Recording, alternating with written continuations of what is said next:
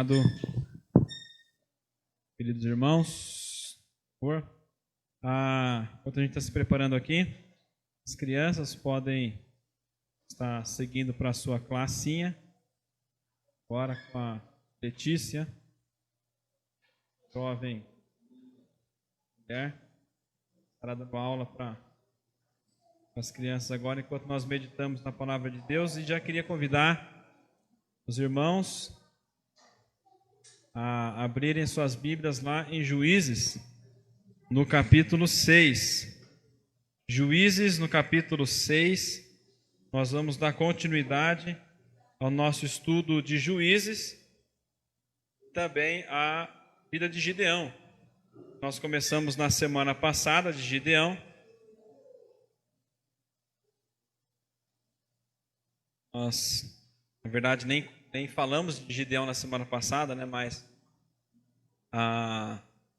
temos apenas uma introdução e agora sim nós vamos falar do nosso herói Gideão, de um Zé Ninguém para um grande herói. Ver um pouco sobre a vida de Gideão.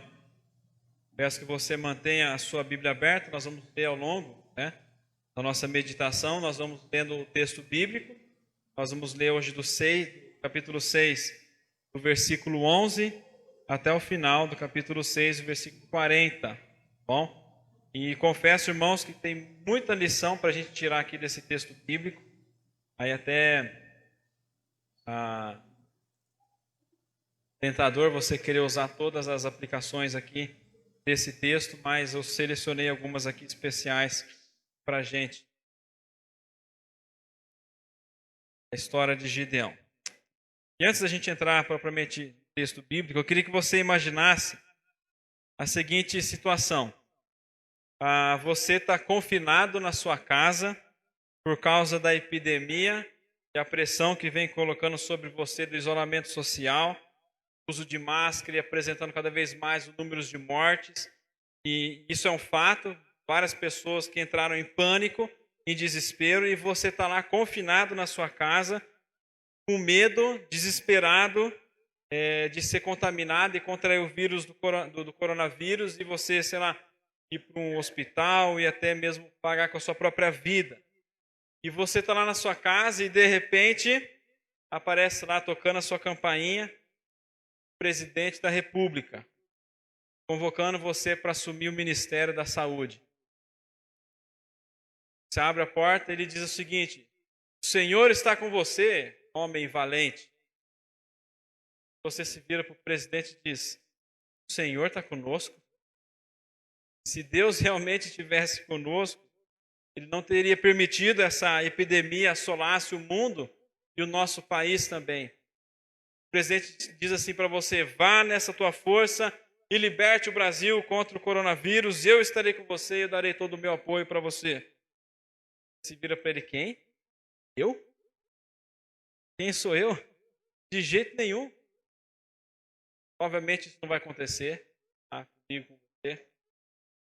Mas é mais ou menos a situação que Gideão se encontra ali, no cenário que nós armamos na semana passada. E algo interessante, lá em Hebreus, no capítulo 11, a galeria dos heróis da fé, nós encontramos Gideão. Não os feitos dele aqui, mas a gente ouve o nome dele aqui, nós nos lembramos da história dele. Depois que ele fala de vários heróis da fé, Abraão, Moisés, ele vai falar o seguinte: que mais direi? Eu não tenho tempo para falar de Gideão, Baraque, Sansão, Jefité. Olha os nossos juízes aqui. Alguns domingos atrás vimos de Baraque, homem de fé, pediu para Débora acompanhar ele na batalha. E nós encontramos Gideão aqui, homem de fé, sendo elogiado pela sua fé. De fato, Gideão, ele teve muita fé. Afinal de contas, ele ir para uma batalha militarmente em desvantagem, numérica ali, significativamente, com 300 homens, ele enfrenta ali um exército imensamente inumerável de inimigos. Ele realmente teve que ter muita fé. Não é uma tarefa para um homem de pouca fé. Mas nós vamos ver hoje que levou algum tempo para Gideão adquirir essa fé de ir de fato para a batalha com esses 300 homens. Gideão ele teve que ter muita fé, mas isso levou algum tempo para ele adquirir tamanha fé. Nós vamos começar então com o chamado de Gideão. Lá no versículo 11 do capítulo 6, tá? Só para a gente se situar ali também, os versos anteriores, do 1 ao 10, nós vemos que o povo novamente ele faz aquilo que o Senhor reprova. O Senhor envia então os midianitas, uma opressão um pouco diferente, não é tanto uma opressão física, mas é uma opressão agora econômica. O país está pobre, o país de Israel agora, o povo de Israel está enfraquecido. Todas as vezes que apareciam as colheitas, os midianitas, junto com os amalequitas, invadiam e destruíam como nuvens de gafanhoto. Nós vamos se lembrar aqui, recentemente houve uma ameaça de uma nuvem de gafanhoto aqui no nosso país, e onde passa os gafanhotos, assola completamente as plantações e as colheitas. E os midianitas faziam exatamente isso. Então, uma opressão um tanto quanto diferente do que até agora os israelitas estavam sofrendo. 7 anos de invasões midianitas assolando as colheitas. E isso levou o povo de Israel a clamar ao Senhor. E de forma inesperada também, de surpresa, ao invés de Deus levantar um juiz, primeiro Deus levanta um profeta. Porque talvez esse povo tivesse de fato se arrependido, caído a ficha de que eles estavam sendo oprimidos por causa de uma escravidão moral. Eles fizeram aquilo que era mal aos olhos do Senhor. E o profeta, então, levanta a voz ali em nome do Senhor e fala: vocês me desobedeceram. Vocês quebraram a minha aliança e vocês cultuaram deuses falsos. E aí, então, agora, Deus ele vai levantar juiz. E lá no versículo 11, versículo 12, nós lemos o seguinte: então o anjo do Senhor veio e sentou-se sobre a grande árvore de Ofra, que pertencia ao abiezrita Joás. Gideão, filho de Joás, estava malhando trigo num tanque de prensar uvas para escondê-los dos midianitas. Então o anjo do Senhor apareceu a Gideão e lhe disse: o Senhor está com você, poderoso guerreiro. Poderoso guerreiro? Gideão parece mais com um homem completamente desconhecido, medroso, que se esconde num tanque de prensar uvas para malhar trigo. Com certeza ficar encolhido naquele tanque está muito longe de ser a atitude de um guerreiro realmente poderoso. Será que o anjo foi enviado para a pessoa errada? Ou será que Gideão ainda não conhecia o potencial que ele tinha? Você encontra esse poderoso guerreiro num tanque, malhando trigo, num tanque de espremer uvas. O irmão já deve ter visto, hoje os métodos são diferentes, mas você já deve ter visto com certeza como que os antigos espremiam as uvas, né? Nada legal de ver depois de saber que você vai tomar aquilo, né? Mas era tanque, jogava as uvas ali dentro, as pessoas pisavam descalços, né? Amassando as uvas, fazia com que o suco saía da uva. Por que Gideão estava malhando trigo dentro de um tanque de prensar uva? Malhar trigo também era uma coisa que normalmente se fazia ao ar livre. Eles colhiam trigo, colocavam ali num lugar aberto, eles jogavam, iam mexendo naquele trigo, jogando para o alto, e o vento levava a casquinha, as impurezas embora, e ficava só o grão. Agora Gideão está escondido dentro de um tanque de espremer uvas. Com certeza não fazendo do jeito correto que era para ter, mas manualmente tirando ali, separando os grãos.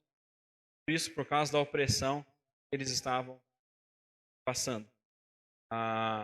Com medo de que os midianitas vissem, invadissem e levassem seu trigo embora. De longe isso está para ser uma atitude de um guerreiro poderoso, que se esconde assim dos inimigos. Mas em resposta às palavras, né, de Gideão, ao anjo, em resposta às palavras do anjo, Gideão ele faz uma contestação. Senhor, Gideão respondeu, se o Senhor está conosco, Por que aconteceu tudo isso? Onde estão as tuas maravilhas que os nossos pais nos contam quando dizem: não foi o Senhor que nos tirou do Egito, mas agora o Senhor nos abandonou e nos entregou nas mãos de Midian. Para Gideão era óbvio que o Senhor não estava conosco, porque afinal de contas, se Deus de fato estivesse conosco, ele teria nos resgatado das mãos dos midianitas, da mesma forma como o Senhor havia tirado Israel do Egito e tinha preservado Israel durante toda a peregrinação no deserto, tinha protegido e preservado a nação de Israel na conquista da terra prometida. Esse é o Senhor de Israel. Mas agora o Senhor nos abandonou. É óbvio que o Senhor não está conosco. Provavelmente Gideão ele não ouviu o sermão do profeta, que dizia: vocês estão padecendo por isso, porque vocês me abandonaram. Na verdade, não foi o Senhor que abandonou o povo de Israel. Foi o povo de Israel que abandonou o Senhor. E por isso eles estavam padecendo. Nós sabemos que foi Deus que entregou Israel nas mãos dos midianitas para fazer com que Israel despertasse da sua miséria espiritual, da sua idolatria e levá-los a clamar ao verdadeiro arrependimento. Mas com certeza não é dessa forma que Gideão está enxergando a situação à sua volta. E de fato, muitas vezes acontece isso com você. Quando as coisas nos dão mal, nós muitas vezes dizemos: o Senhor nos abandonou. Nós estamos passando por essa situação porque Deus não está conosco. Porque Deus se esqueceu de mim. Será que Deus é realmente um Deus poderoso? Cadê o Deus que me livrou no passado? Cadê o Deus que faz grandes coisas pelos outros, mas eu não estou vendo Deus agir na minha vida? O Senhor me abandonou. Nós temos muitas vezes a mesma perspectiva de Gideão. E diante dos questionamentos de Gideão, o anjo do Senhor, ele conclama então Gideão para ser esse libertador. O Senhor se voltou para ele e disse: com a força que você tem, vá libertar Israel das mãos de Midian. Não sou eu que estou o enviando? De certa forma, o que o anjo diz para Gideão é: você quer que eu liberte Israel? Então vá nessa tua força. Você é a salvação que eu estou. Você é a resposta do clamor do mundo. Você é o meu guerreiro valente. Você é o Moisés da sua geração. Da mesma forma como eu usei Moisés para libertar o meu povo do Egito, agora eu estou com você. Eu estou te enviando para libertar o meu povo de Israel. Mas a reação de Gideão não é a reação de novo esperada aqui. Talvez se parece muito com a reação de Moisés. Quando Deus o chama para ir até o Egito, ele fala: eu sou gago, eu tenho minha língua pesada, eu não consigo falar, e começa a dar um monte de justificativas. E Gideão, ele começa a dar as justificativas: Senhor, respondeu Gideão, como eu posso libertar Israel? O meu clã é o menos importante de Manassés e eu sou o menor da minha família. Como eu posso fazer isso? Gideão olha para si mesmo, ele olha para sua família, ele olha para os seus recursos e diz: quem? Eu? Sou eu. De jeito nenhum. Eu libertar o povo de Israel, não sou capaz para isso. Eu não sou uma pessoa importante para fazer isso.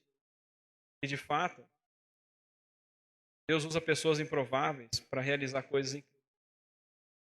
O maior exemplo disso é que Deus não precisa usar pessoas de posições sociais, famílias grandes, para poder libertar o seu povo.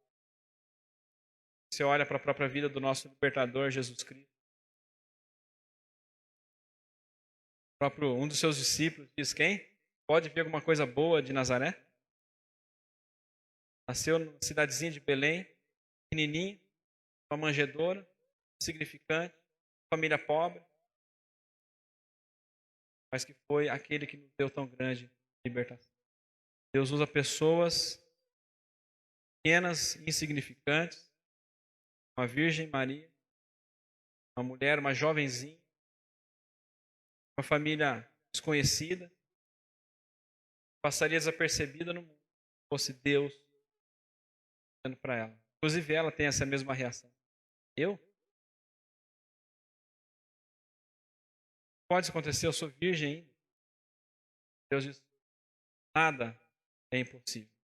Da mesma forma que ele está dizendo aqui para Gideão. Por isso que Deus garante para Gideão, eu estarei com você, respondeu o Senhor.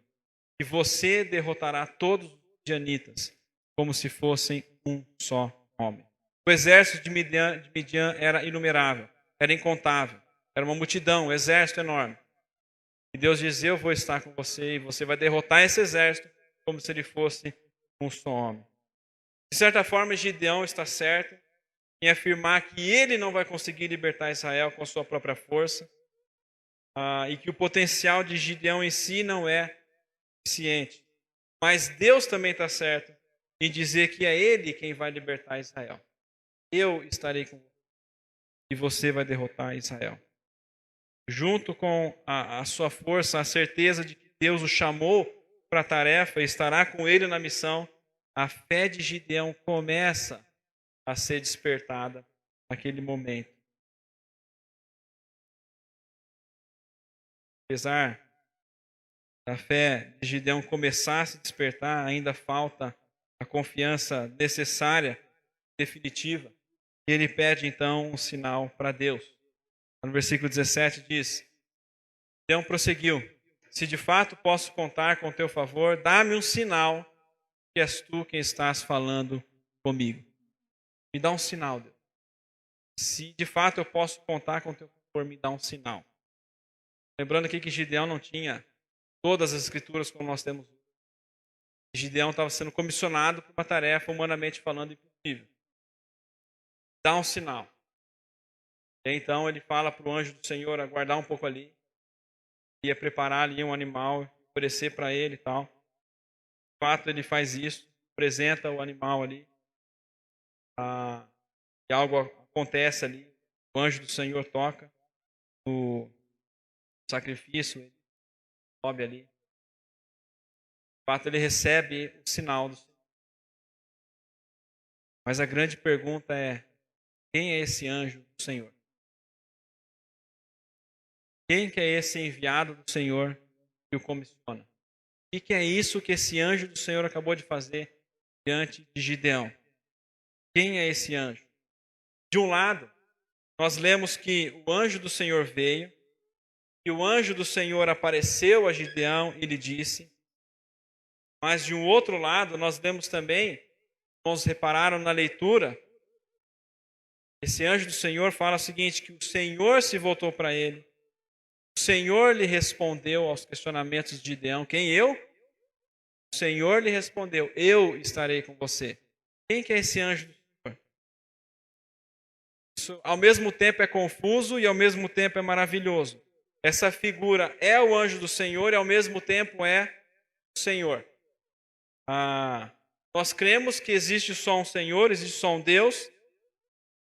Como que ele pode estar no céu enviando esse mensageiro visível e ao mesmo tempo ser o mensageiro visível?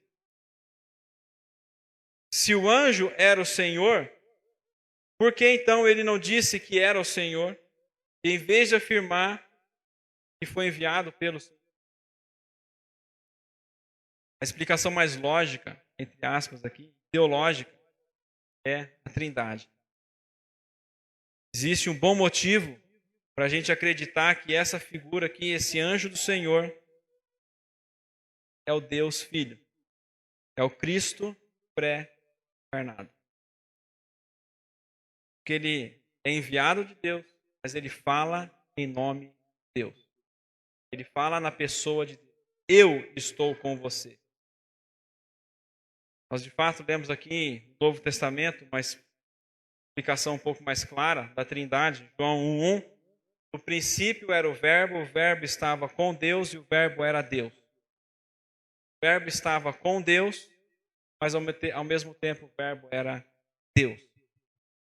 No versículo 14, capítulo 1 de João, e o Verbo fez carne e habitou entre nós. Assim como Cristo é o enviado de Deus e ao mesmo tempo é o próprio Deus. O anjo do Senhor aqui é o enviado do Senhor, mas ao mesmo tempo é. A Bíblia nos afirma que ninguém jamais viu a Deus, mas o Deus unigênito que está no seu Pai tornou conhecido. Há uma grande tendência aqui. E esse anjo é o próprio Cristo pré-encarnado. Ele apareceu de forma visível, falou como se fosse o próprio Deus. E o anjo do Senhor aqui, então, ele dá a primeira missão para Gideão. Ele diz o seguinte: naquela mesma noite, o Senhor lhe disse: separe o segundo novilho do rebanho de seu pai, aquele de 7 anos de idade, despedace o altar de Baal que pertence a seu pai e corte o poste sagrado de Aserá que está ao lado do altar. Depois faça um altar para o Senhor, o seu Deus, no topo desta elevação. Ofereça o segundo novilho em holocausto com a madeira do poste sagrado que você irá cortar. Assim, Gideão chamou 10 dos seus servos e fez como o Senhor lhe ordenara. Mas com medo da sua família e dos homens da cidade, fez tudo de noite e não durante o dia. De manhã, quando os homens da cidade se levantaram, lá estava demolido o altar de Baal com o poste sagrado ao seu lado cortado e com o segundo novilho sacrificado no altar recém-construído. Perguntaram uns aos outros: quem fez isso? Depois de investigar, concluíram: foi Gideão, filho de Joás.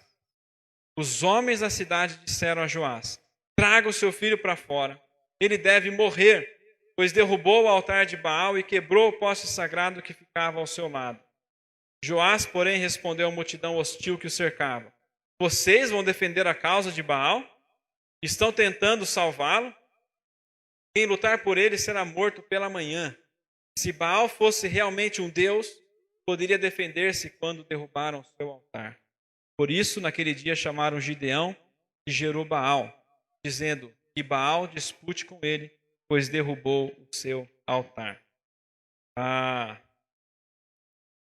É interessante a gente notar aqui que normalmente algo foge um pouco do comum. Quando Deus normalmente levantava um juiz, esse juiz já ia para a batalha. Ele já ia liderar o povo de Israel. Mas algo acontece diferente aqui com Gideão. Antes de Gideão liderar o exército, antes dele libertar o povo de Israel dos midianitas, ele é enviado por Deus. A primeira missão dele é derrubar o altar de Baal, eliminar a idolatria da sua própria casa, purificar ali primeiro o seu próprio lar, o seu contexto, para depois então purificar, libertar o povo de Israel. Antes de libertar Israel dos seus inimigos, primeiro ele tem que livrar inimigos que estão no seu meio, os falsos deuses. E algo que Gideão faz aqui, ele não pede um sinal a Deus, mas ele faz aqui, mas ele faz com certo temor. Ele não vai sozinho, ele leva 10 homens junto, e ele não faz isso durante o dia. E o texto deixa claro que ele faz de noite, porque ele estava com medo da sua família, dos moradores da cidade. Mas ele faz. A fé de Gideão está começando a ser despertada aqui. E a reação dos moradores, até do próprio pai dele, Joás, ter um altar ali no seu próprio quintal, reflete essa teologia fraca, relativista e pluralista da época e da nossa época. Antes da gente apontar o dedo para eles, a gente vive exatamente igualzinho ao povo de Israel. Repare o seguinte: quando o anjo do Senhor é enviado, diz: o Senhor está com você, poderoso guerreiro. Qual que é a resposta de Gideão? O Senhor está conosco. Mas nosso Deus não é aquele que nos libertou do Egito? Não é aquele Deus que nos trouxe para cá? Pergunta que eu faço para você: Gideão conhecia de Deus ou não? Conhecia. Quem contou para Gideão sobre o Senhor? Provavelmente o pai dele. E como é que você concilia o próprio pai ensinando do Senhor para ele e no quintal da casa dele tem um altar a Baal. Como é que você concilia uma cidade inteira que adora ao Senhor, mas também fica indignado quando Gideão derruba o altar a Baal? A verdade é que os israelitas, na verdade, que revela o fracasso do povo de Israel, é que os israelitas não haviam trocado o culto a Deus pela adoração a Baal. Na verdade, eles estavam combinando o culto a Deus com o culto aos ídolos. Eles não deixaram de adorar o Senhor. Eles continuavam adorando ao Senhor. Deus não foi trocado por eles.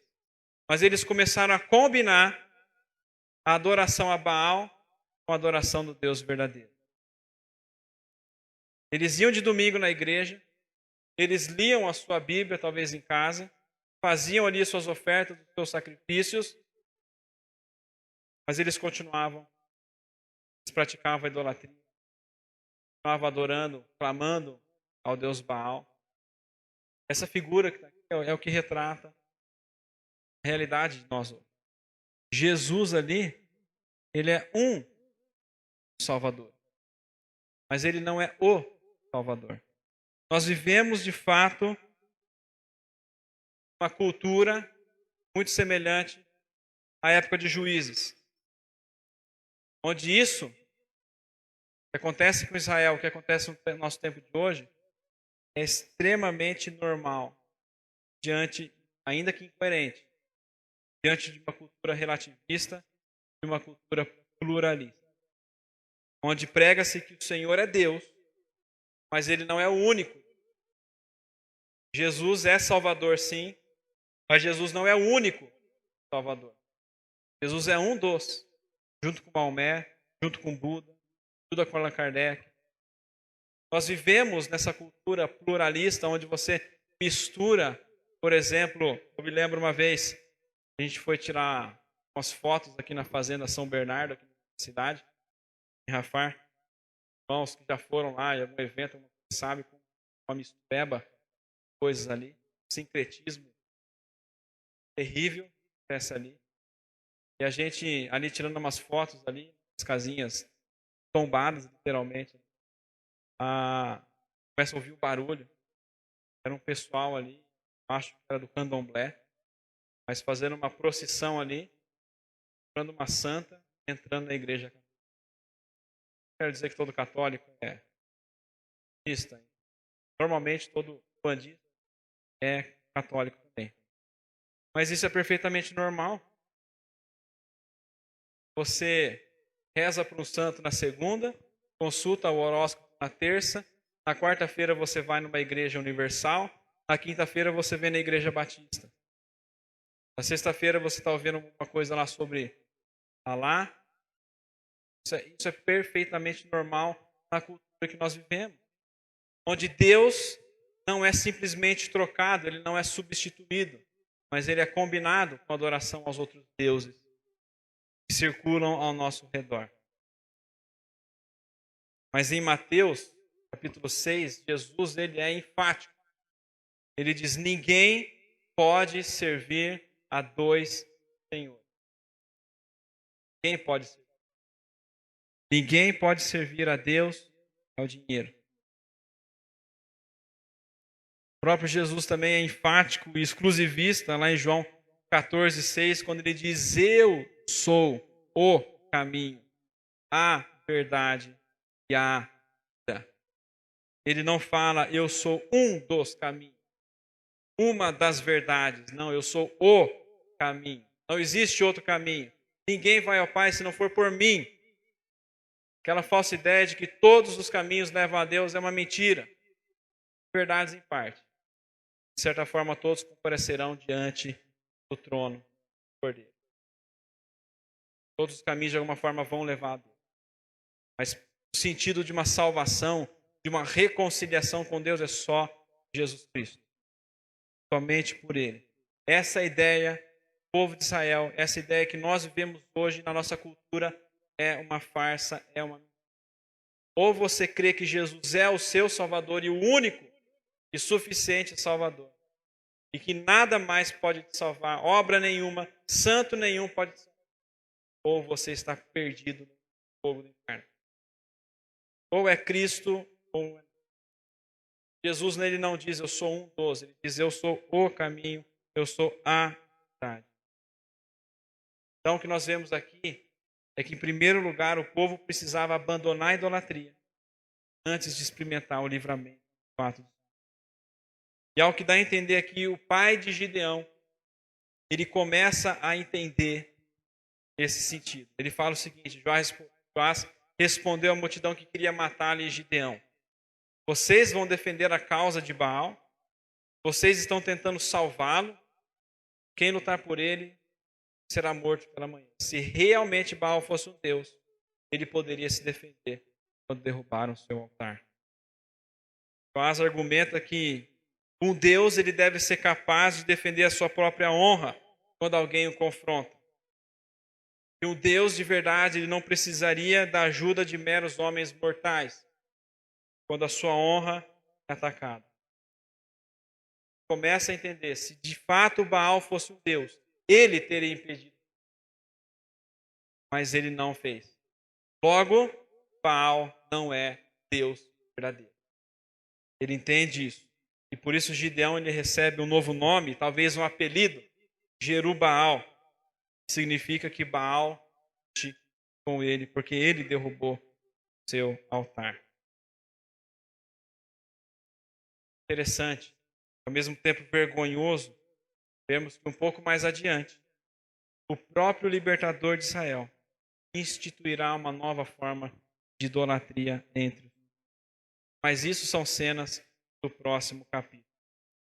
Depois então dele cumprir essa primeira missão, nós temos agora de fato os preparativos para a grande batalha. A continuação do texto diz o seguinte: nesse meio tempo, todos os midianitas, amalequitas e os outros povos que vinham do leste uniram seus exércitos, atravessaram o Jordão e acamparam no vale de Jezreel.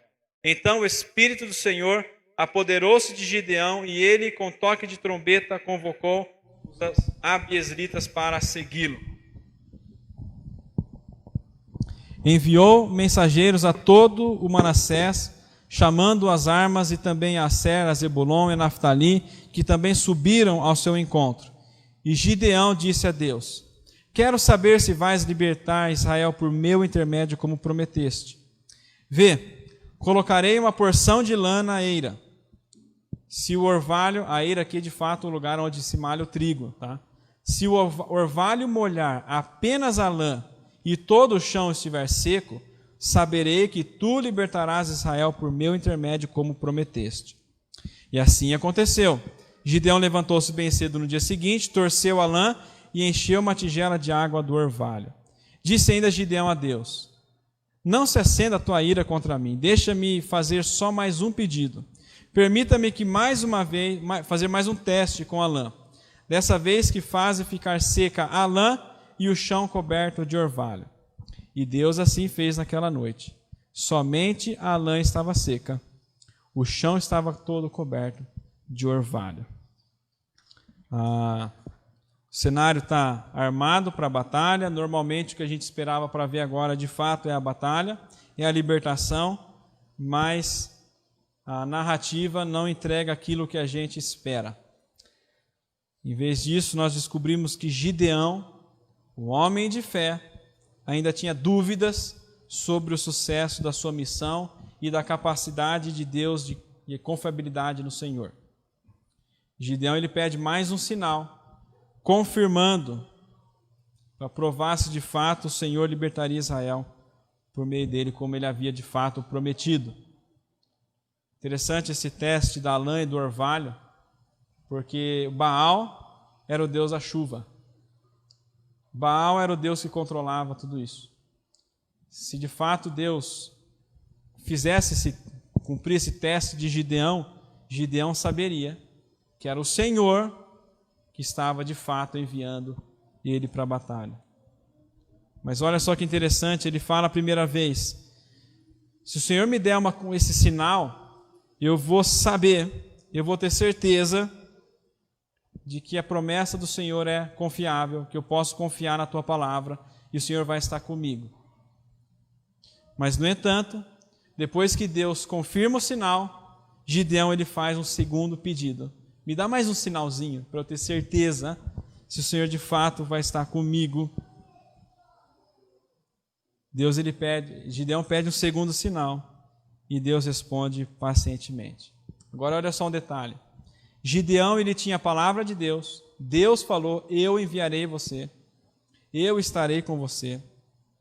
Gideão tinha já o sinal do Senhor que ele pediu lá no versículo 17, quando ele oferece o holocausto ali. E ele pede mais um sinal para Deus e, não satisfeito, pede mais um ainda para garantir. Vai que Deus errou, né? Vai que eu estou entendendo errado, vai que Deus está querendo falar comigo, mas às vezes é um outro Gideão, não sei, acho que é comigo, mas é outro. Mas, irmãos, às vezes isso acontece com a gente também. Quantas vezes a gente vive pedindo e atrás de sinais para confirmar a vontade de Deus na minha vida e na sua vida, quando ela está escancarada na nossa frente.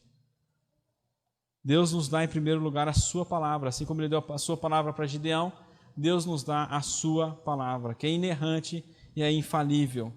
E a Bíblia já revela tudo o que Deus espera de nós. Paulo fala em Timóteo, toda a Escritura é inspirada por Deus e útil para o ensino, para a repreensão, para a correção, para a instrução na justiça, para que o homem de Deus seja apto e perfeitamente capacitado para toda boa obra. Nós já temos a palavra de Deus escrita, é muito mais do que o próprio Gideão tinha. Nós também temos, Deus nos dá também a sua palavra, mas Deus também nos dá um cérebro, para que a gente possa estudar a palavra, para que a gente possa usar o nosso cérebro para ler a palavra, para estudar a palavra, para orarmos a respeito sobre isso. Deus também nos dá o Espírito Santo. João 16:13, Jesus promete o Espírito Santo e diz: ele vai guiar vocês, ele vai ensinar, ele vai convencer. Nós temos o Espírito Santo e nós temos também os próprios irmãos. Colossenses 3:16, instruí-vos e aconselhai-vos mutuamente. Então temos a palavra, temos a nossa cacholeta aqui, temos o Espírito Santo, temos pessoas para nos instruir e ainda a gente fica pedindo sinaizinhos para saber se Deus realmente quer que eu faça isso ou aquilo. Quanto muitas vezes nos falta é preguiça para ler a palavra, para buscar a palavra, para buscar Deus, para buscar conselhos. Nos falta preguiça, a gente quer ficar buscando um sinalzinho. Se realmente o Senhor quer que faça isso, então vai que aconteça aquilo ou outro. Se isso acontecer, eu sei que Deus vai estar me enviando. Uma vez no final, praticamente no meu último ano do seminário, várias dúvidas, o que Deus quer da minha vida agora, estou terminando o curso do seminário. Eu perguntei para um professor, e a gente tem eu entendi agora uma falsa ideia errada, de que quando é vontade de Deus, Deus vai abrir as portas para a gente. Eu cheguei para esse professor, o nome dele é André Gava, perguntei para ele: André Gava, como é que eu sei, né, que Deus está abrindo a porta para mim, em direção para o ministério, enfim? Ele falou uma coisa que eu me lembro até hoje: Guilherme, quem disse que toda porta aberta você tem que entrar? Às vezes, Deus vai pedir para você abrir a porta. Nem toda porta aberta é para você ficar entrando. Você tem que buscar Deus em oração. Você tem que buscar Deus na palavra. Você tem que buscar conselhos com a tua esposa, com os irmãos da tua igreja, com o teu pastor, para você poder entender, então, a vontade de Deus. E é um assunto também que a gente pode conversar sobre a vontade de Deus. A gente acha que tem que estar no centro da vontade de Deus. É uma outra ideia errada também. Ele, no momento nenhum, fala que Deus tem o centro da vontade dele. Só fala da vontade de Deus. Mas a gente fica fazendo isso. Tem todos os recursos ao nosso redor. A vontade de Deus já está escancarada à nossa frente. A gente fica pedindo sinaizinhos para Deus.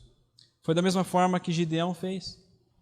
Deus ele pediu um sinal, Deus respondeu, ele pediu outro sinal, Deus respondeu, Deus pediu outro sinal e Deus respondeu. Daqui para frente agora, nós não vamos ver mais nenhuma vez Gideão pedindo sinal para Deus. Agora parece que Gideão entendeu que ele foi de fato enviado pelo Senhor. E agora ele tem a plena certeza. E agora, na sequência do nosso texto, Deus é quem vai começar a provar Gideão. A gente vai ver isso na semana que vem. Para a gente poder concluir, duas aplicações que eu gostaria de fazer. Geralmente, vemos os nossos problemas como uma evidência do abandono de Deus, ao invés de perguntarmos de que maneira Deus está trabalhando por meio deles, desses problemas, para o nosso bem, como Ele promete lá em Romanos 8, 28 e 29. Muitas vezes nós temos essa falsa ideia, igual Gideão, quando as coisas dão ruim na nossa vida, é porque Deus nos abandonou, Deus se esqueceu de nós. A gente vê os nossos problemas como uma evidência do abandono de Deus. Ao invés de a gente perguntar a Deus de que maneira o Senhor está trabalhando na minha vida por meio desses problemas. Romanos 8, 28 e 29, todas as coisas cooperam para o bem daqueles que amam a Deus, daqueles que foram chamados segundo o seu propósito. Porque aqueles que o chamou de antemão os predestinou para serem conformes à imagem do seu Filho. Todas as coisas, todos os problemas que você vai passar, boas ou ruins, estão cooperando para que a imagem do seu Filho, a imagem de Cristo, seja esculpida na sua vida. Não é um sinal do abandono do Senhor, muito pelo contrário. É um sinal de que Deus está fazendo com que cada detalhe que aconteça na sua vida coopere para que você seja mais santo, mais parecido com Jesus. E muitas vezes a gente faz igual o povo de Israel. A gente acusa de Deus ter nos abandonado, mas quando na verdade, se a gente faz uma autoavaliação sincera, nós descobrimos que muitas vezes nós é quem o abandonamos e estamos padecendo por isso. Muitas vezes, problemas familiares, crises que você passa, se você responde essa pergunta: como está a sua vida pessoal com Deus? Isso muitas vezes vai determinar o porquê você está passando essa situação e como você está encarando essa situação também. Porque o nosso relacionamento com Deus, a nossa vida com Deus, é a base para toda a nossa vida cristã. Para você enfrentar, problemas virão. Mas se o seu relacionamento com o Senhor não estiver alicerçado nele, se você não está buscando, você vai começar a entender as coisas de forma errada. Você vai achar que Deus está te abandonando, quando na verdade Ele está cuidando de você. Então a gente tem essa falsa ideia, essa ideia errada. Esse mesmo erro que Gideão tinha, nós caímos nesse erro também. E o segundo erro que Gideão caiu, que nós caímos também. Geralmente nós esperamos Deus fazer algo em nós ou por nós, ou então perguntamos por que Ele não manda alguém para nos ajudar. Quando as coisas dão errado para a gente pede: Deus, intervenha na minha situação, seja por mim, faça algo por mim. Ou então a gente fica se queixando: Deus, por que o Senhor não envia alguém para mudar essa situação? Basicamente a gente pergunta: Deus, por que o Senhor não resolve esse problema para mim? Em vez de a gente pedir: Senhor, me capacite para lidar com esse problema. Igual Gideão, estava se queixando lá, Deus nos abandonou. E quando o anjo o envia: vai nessa tua força e liberte, sabe quem? Eu? Não, o Senhor entendeu errado. Eu só estou me queixando aqui. O Senhor tem que enviar alguém para fazer isso por mim, eu não posso fazer isso. E às vezes a gente lida com essa mesma situação. As coisas dão ruim para a gente, as coisas dão ruim para a minha família, as coisas dão ruim para a igreja, as coisas dão ruim para a nossa cidade. E você diz: Deus, envia alguém. Por que você não ora para Deus: Deus, me capacite para que eu possa mudar a situação da minha vida? para que eu possa mudar a situação da minha família. Me usa. Usa a mim para mudar a realidade da minha igreja, da minha cidade. Eu estou aqui à disposição. Eu não quero ser apenas aquele que fica falando e orando para que Deus envie outro. Mas Deus me envia a mim. Uma vez eu ouvi, num contexto mais de missões, uma conferência missionária, o pastor, não me lembro o nome dele, ele disse algo que me chamou muita atenção. Ele disse o seguinte: ore por missões, mas não se surpreenda se você for a resposta de Deus para missões. Mesma coisa eu falo agora. Ore pela sua família, mas não se surpreenda se Deus responder a sua oração levantando você. Ore pela sua igreja, mas não se surpreenda se você for a resposta de oração para mudar a sua igreja, a nossa cidade. Não fique apenas enviando outros, mas se prontifique: eu estou aqui, envia-me a mim. Eu estou à disposição. E antes de mais nada, uma última aplicação aqui, que eu não deixei aqui. Mas antes talvez de você fazer alguma coisa grandiosa para os outros, você primeiro tem que limpar o terreno. Você tem que limpar o seu próprio coração, como Gideão foi chamado ali para derrubar o altar de Baal. Se você quer ver a ação de Deus na sua vida, na vida da sua igreja, na vida da sua família, comece com você. Se você quer ver uma igreja melhor, comece com a sua família. Se você quer ver a sua família melhor, desliga o celular, saia da rede social, pega a Bíblia e começa a ler a Bíblia. Se você é pai, se você é avô, avó, mãe, irmão, pega a sua Bíblia e lê com o seu filho, lê com o seu neto. Vai ver coisas que vai realmente edificar a sua vida. Essa semana a Letícia me deu um puxão de orelha. Eu faço devocional com as crianças todos os dias. Mas ela fala: Guilherme, tira o celular do bolso. Toda hora que toca alguma coisa você fica pegando. Deixa na prateleirinha ali. Passa mais tempo com a família. Se você quer realmente ver uma mudança significativa, comece limpando o seu coração. Se você quer ver mais perdão, comece perdoando. Se você quer ver mais amor, comece amando. Se você quer ver a igreja se edificando, comece você se edificando. Se você quer ver a igreja em comunhão, comece por você agindo em comunhão. Se você quer ver transformação, se você quer ver a igreja mais, o evangelho sendo pregado para outras pessoas, não ore para Deus enviar outros, mas ore para que Deus te dê oportunidade para você pregar o evangelho onde você está. Comece por você, comece na sua casa. E aí então, a gente tem a capacidade, melhor para poder agir numa esfera um pouco mais ampla. E de fato, para aqueles que são líderes, pastores, antes de você pastorear a igreja de Deus, você deve governar bem a sua própria casa. Não adianta você querer ser um grande homem lá fora, se você é um fracasso no seu lar. Isso se aplica em todas as áreas da nossa vida.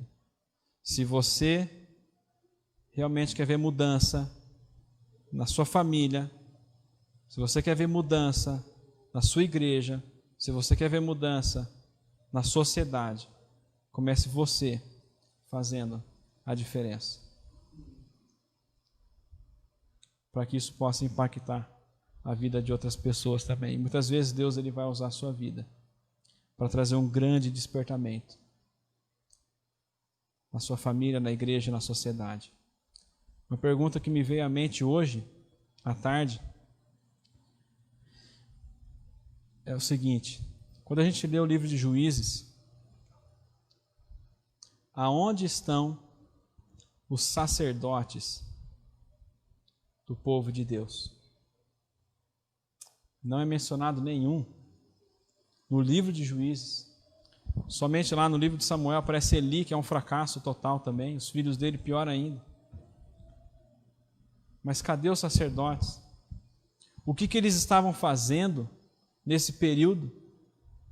Por que Deus não levantou eles para libertar o povo de Israel? Mas Deus levantou pessoas comuns ou até incomuns para trazer a libertação do povo de Israel e fazer o povo se voltar para o Senhor enquanto o juiz estava vivo. Mas aonde estavam os sacerdotes? Não sei. Não sei, mas às vezes a gente sempre fica esperando do outro. Sempre fica esperando, o pastor faz isso. Ou o líder faz aquilo outro. Não. Também, na verdade. Também. Mas não só. Deus pode usar qualquer um. Pessoas incomuns que fazem coisas extraordinárias para libertar o povo de Israel, para despertar o povo de Israel, o seu povo, e fazer com que o povo de Israel, de fato, e o seu povo, nós como igreja, se volte para o Senhor em arrependimento e em contrição de coração. Amém? Vamos orar?